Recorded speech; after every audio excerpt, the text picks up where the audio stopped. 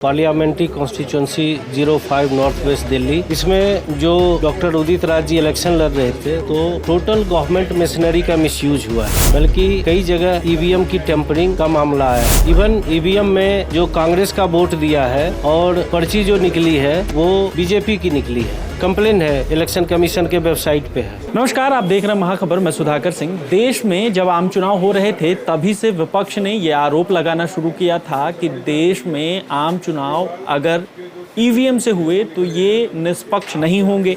अब धीरे धीरे इसकी पुष्टि भी हो रही है। हमारे साथ राजेश रंजन जी हैं, वकील हैं, और इन्होंने उदित राज जी के चुनाव में जो धांधली बता रहे हैं उस पर पिटीशन डाला है। तमाम मुद्दे पर बातचीत करते हैं और समझने की कोशिश करते हैं। आपने ये आरोप लगा रहे हैं कि चुनाव जो है वो ठीक से नहीं हुए, उसमें धांधली हुई है, यही है मामला? देखिए Sudhakar ji, parliamentary constituency 05 north west Delhi, इसमें जो डॉक्टर उदित राज जी इलेक्शन लड़ रहे थे तो टोटल गवर्नमेंट मशीनरी का मिसयूज हुआ है।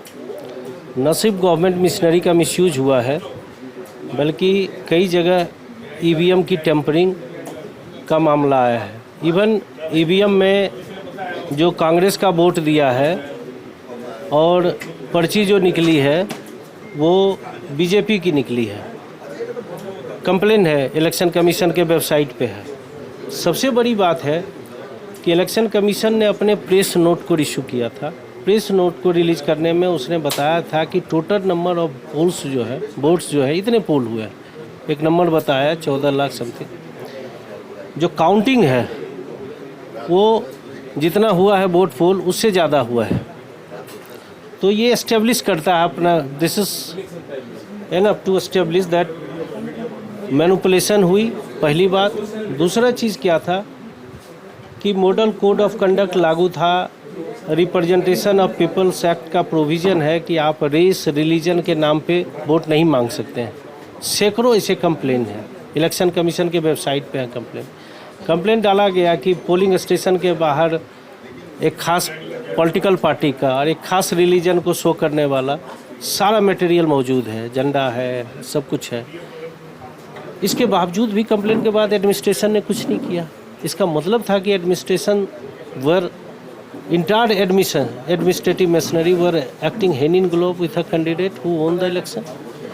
आप चुनाव आयोग पे आरोप लगा रहे हैं। इसके पहले भी चुनाव आयोग पे आरोप विपक्ष ने लगाया था, तो चुनाव आयोग एक प्रेस कॉन्फ्रेंस करती है और वहाँ से शेर पढ़ दिया जाता है कि चुनाव आयोग निष्पक्ष है। ऐसे में आपको लगता है कि आपकी बात सुनी जाएगी? No doubt. अगर हमारा फंडामेंटल राइट्स वायलेट हुआ है, गवर्नमेंट मिशनरी का अगर मिसयूज हुआ है और एक कैंडिडेट को जितवाया गया है ऑनरेबल हाई कोर्ट में, इसलिए मैंने पिटीशन डाला है और ऑनरेबल हाई कोर्ट इस बात को संज्ञान में लेगी और संज्ञान में लेके फैसला हमारे फेवर में करेगी, क्योंकि इलेक्शन कमीशन को निष्पक्ष होना है। ईवीएम की टेम्परिंग का मामला बार बार, इलेक्टोरल रिफॉर्म्स की बात बार बार सुप्रीम कोर्ट में आ रही है। कई सैकड़ों जजमेंट्स है, लोक प्रहरी केस है, सैकड़ों जजमेंट्स है।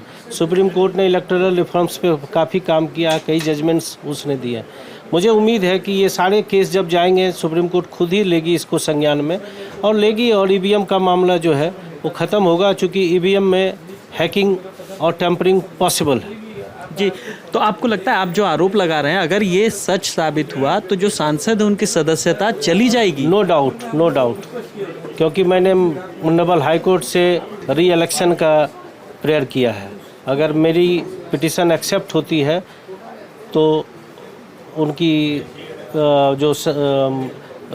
जो वो सदस्यता है वो हो जाएगी। आपको किन किन धाराओं में, चूंकि आप केस लड़ रहे हैं, किन किन धाराओं में आपने किया है? PIL है, पिटीशन में क्या है? ये पिटीशन जो है रिट पिटीशन है और रिट पिटीशन मैंने डाला है क्योंकि इसमें गवर्नमेंट मिशनरी इन्वॉल्व है। मेरा फंडामेंटल राइट्स वायलेट हुआ है, इसलिए मैंने रिट पिटीशन फाइल किया है। और जो धारा है रिप्रेजेंटेशन ऑफ पीपल एक्ट का, उन सारे धाराओं में कहाँ कहाँ उसका वायलेशन हुआ वो सबको मैंने कोट किया है, अपने उसका रेफरेंस दिया है अपने पिटीशन में।